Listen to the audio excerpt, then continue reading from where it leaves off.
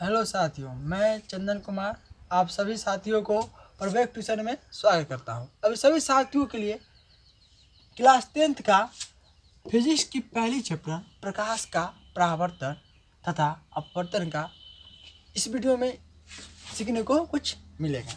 चलिए हम ये चैप्टर शुरू करने से पहले आप लोग को इस चैप्टर में जो शब्द का प्रयोग होगा उस शब्द का मीनिंग के बारे में सीखेंगे, क्योंकि हम लोग को पता है किसी चीज़ की हम परिभाषा देते हैं तो उसमें प्रयोग होने वाले जो शब्द है वह शब्द का आपको मीनिंग समझ में आना चाहिए। और वो शब्द का मीनिंग नहीं समझ पा रहे हैं तो आपको परिभाषा याद करने से कोई फ़ायदा नहीं। आप रट्टियाँ मारिएगा और भूलिएगा। इससे अच्छा है कि आप जो है उसको मीनिंग को समझें। आप मीनिंग को समझ गए तो आपको डिफिनेशन परीक्षा का एग्जाम तक नहीं, एग्जाम के बाद तक भी याद रहेगा। चलिए उस शब्द का स्टार्ट करते हैं। जो शब्द है पहला देखते हैं प्रकाश के बारे में। प्रकाश क्या होता है, ठीक है।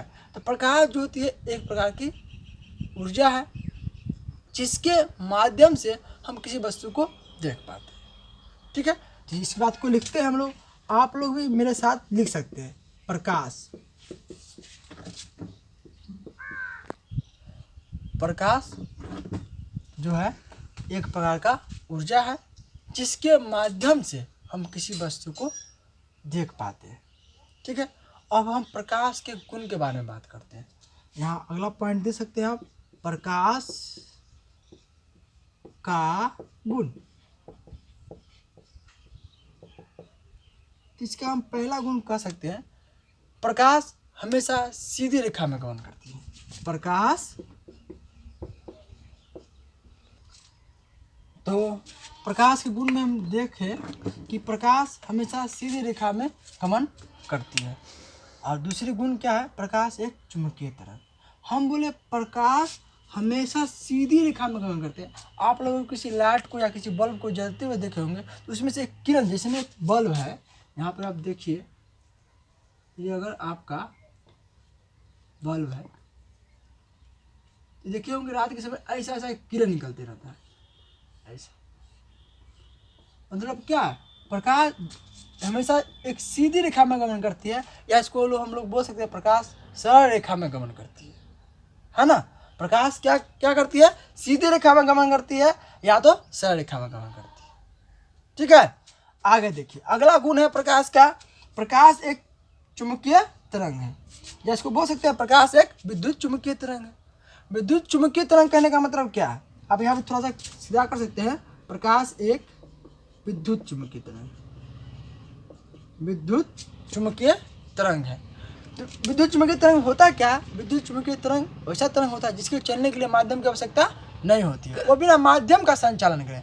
माध्यम करने का अर्थ है कि बीच में कोई माध्यम नहीं हो, वो चीज़ आपके पास पहुँच जाए। जैसे में अंतरिक्ष में सूरज जो है वहाँ कुछ नहीं है, निर्वात है, ठीक है। निर्वात है, वह निर्वात जो है निर्वात में चलने के लिए प्रकाश एक विद्युत चुंबकीय तरंग है जो निर्वात में भी चल सकता है, लेकिन हवा जो है वो निर्वात में नहीं चल सकता है, ठीक है। ओके, तो आप लोग इसको मेरे साथ नोट करते हैं। चलिए इसके बाद हम कुछ टॉपिक भी देखेंगे, कुछ और पॉइंट्स भी देखेंगे ये होता है क्या। ये देखते हैं अगला पॉइंट देखते हैं, प्रकाश स्रोत। प्रकाश स्रोत क्या होता है, चलिए नोट कर लिए होंगे, हम उम्मीद करते हैं कि, ठीक है। आगे देखिए, प्रकाश स्रोत है ना, लाइट सोर्सेस। ये क्या होता है, जिस वस्तु से प्रकाश निकलता है उस वस्तु को प्रकाश स्रोत कहते हैं। बात समझ में है, जिस वस्तु से प्रकाश निकलता है उस वस्तु को क्या बोलते हैं, प्रकाश स्रोत कहते हैं। जैसे आप लोग बता सकते हैं सूरज से प्रकाश आती है, लाइट, मोमबत्ती, आपका मोबाइल का फ्लैक्स, ये कुछ भी ले सकते हैं। जिस वस्तु से लाइट निकली उस वस्तु को हम लोग बोलेंगे क्या, प्रकाश स्रोत, ठीक है। प्रकाश स्रोत कितने प्रकार से होते हैं, लाइट सोर्सेस कितने प्रकार के होते हैं। तो प्रकाश स्रोत जो होती है वो दो प्रकार की होती है। पहली लिखे है नेचुरल लाइट स्रोत, मतलब प्राकृतिक प्रकाश स्रोत, ठीक है। दूसरा जो है वो मैन मेड लाइट स्रोत, मतलब मानव निर्मित प्रकाश स्रोत। बात समझ में है। अब देखिए प्राकृतिक प्रकाश स्रोत क्या होती है।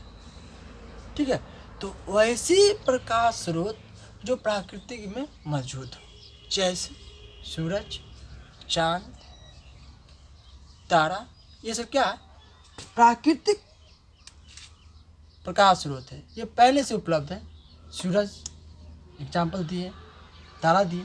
उसके बाद हम बात करें मानव निर्मित प्रकाश स्रोत। मानव निर्मित प्रकाश स्रोत की बात करें तो ऐसी प्रकाश स्रोत जो मानव द्वारा बनाए गए हैं, जैसे आपके मोबाइल की फ्लैश, बिजली का बल्ब, मोमबत्ती, ये सब क्या है, ये सब जो है मानव निर्मित प्रकाश स्रोत है। ये सब क्या है, मानव निर्मित प्रकाश स्रोत है।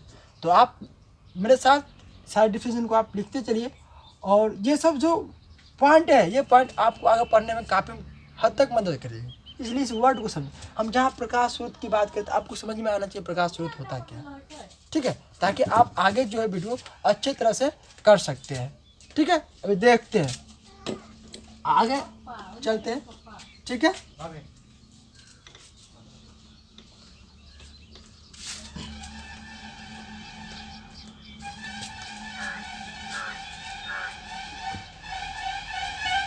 अब हम बात करते हैं आगे प्रदीप्त वस्तु। प्रदीप्त वस्तु क्या होता है वो देखते हैं।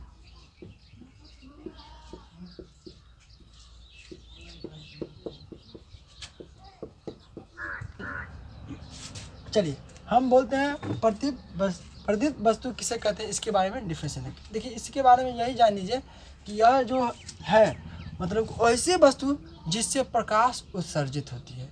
कैसी वस्तु, वैसी वस्तु जिससे प्रकाश उत्सर्जित होते हैं। जैसे आपका क्या मोमबत्ती, देखिए मोमबत्ती जलाते हैं तो उससे क्या होता है, प्रकाश उत्सर्जित होते हैं। ऐसी वस्तु को हम लोग बोलते हैं प्रदीप्त वस्तु। अब लिखिए, हम बोल रहे हैं, आप मेरे साथ साथ कॉपी में नोट कर सकते हैं। ठीक है, मतलब प्रदीप्त वस्तु क्या है, जिससे प्रकाश उत्सर्जित होता है। जैसे आप लिख सकते हैं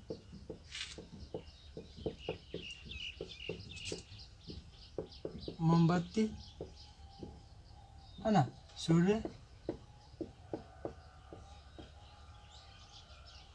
टॉर्च,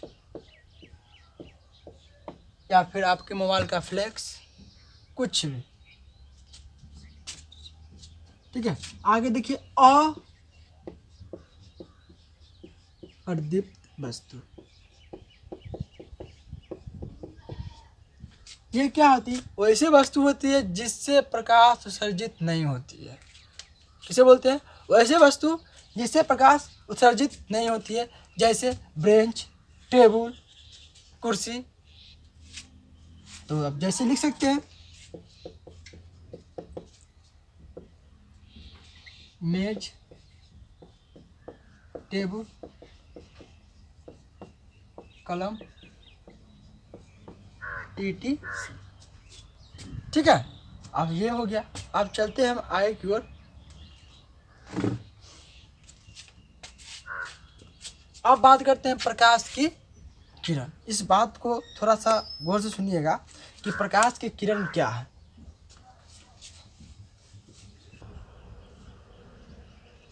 प्रकाश की किरण, रे ऑफ लाइट, ये क्या है ये जानते, ये इस बात को याद रखें, क्योंकि हम ये चैप्टर में पूरा हम प्रकाश की किरण की ही बात करेंगे। तो हमको ये समझ में आना चाहिए कि प्रकाश की किरण है क्या। चलिए, प्रकाश की किरण क्या होता है, प्रकाश को सीधी रेखा में चलने की क्रिया को हम लिख सकते हैं। डिफिनेशन आप नोट कीजिए मेरे साथ। जब प्रकाश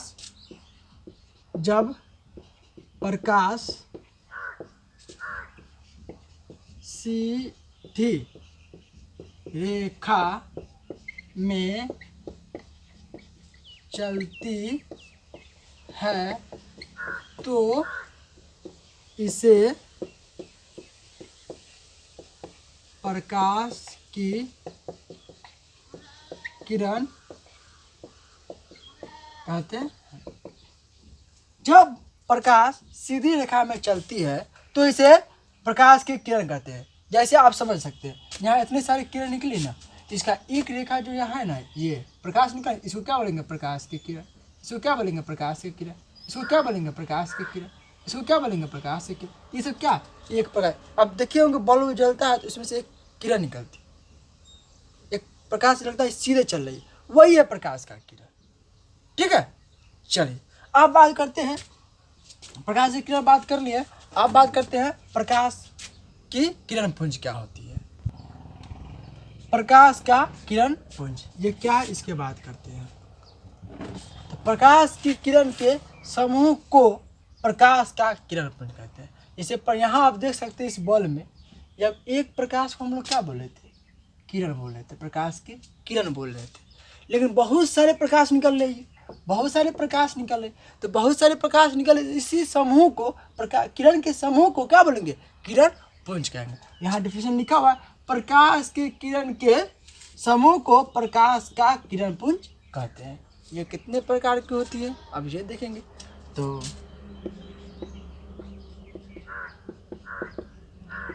प्रकाश का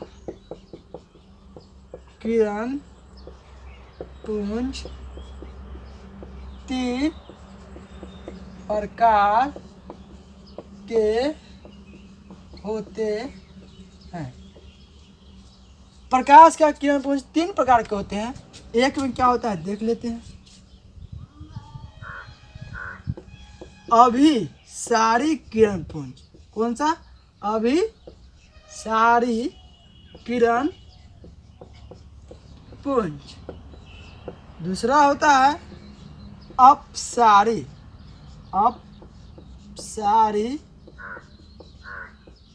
किरण पुंज। तीसरा होता है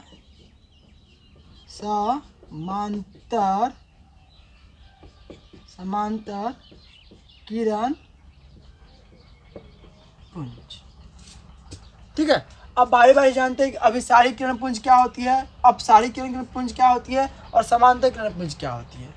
तो आप मेरे साथ आप अपने कॉपी में डिफिनेशन को नोट कर सकते हैं। देखिए अभिसारी किरण पुंज क्या होती है कि ऐसा किरण पुंज होती है जो एक बिंदु स्रोत से निकलकर फैलती चली जाती है।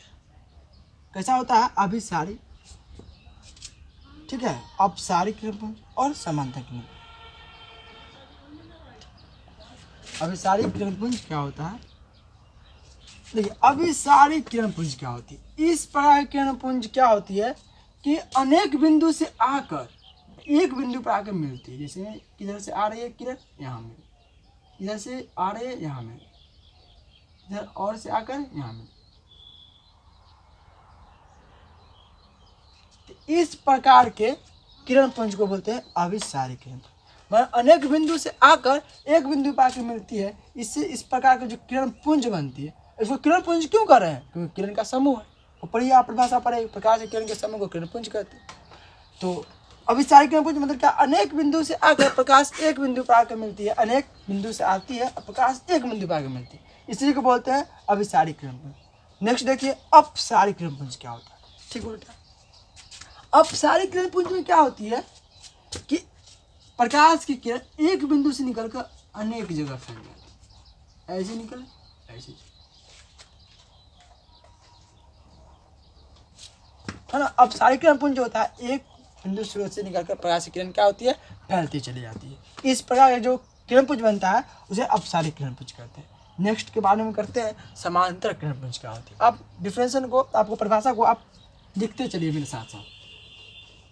चलिए समांतर किरण पुंज क्या होता है, ऐसा किरण पुंज जो क्या होती है, समांतर चलती है, ऐसा स्ट्रेट लाइन में चलेगा। तो इस प्रकार का जो किरण पुंज होगा वो क्या होगा, समांतर किरण पुंज होगा। ठीक है, तो आप नोट करते चलिएगा। ठीक है, चलिए इसको हम रफ कर देते हैं।